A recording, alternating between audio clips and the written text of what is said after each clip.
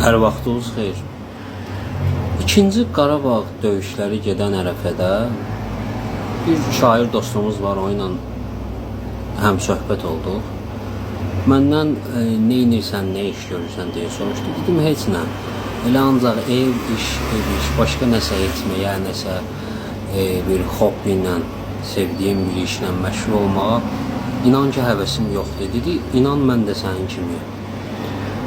Qəşəng bir sözdür. Dedi, bu ya qorxudandır, ya da vətənpərvərlikdən.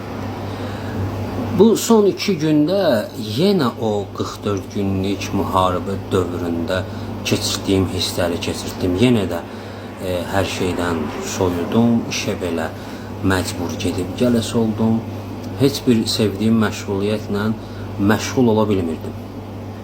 Bu dostumun sözü düşdü yadıma ki, görəsən vətənpərvərlikdəndir, yoxsa qorxudan.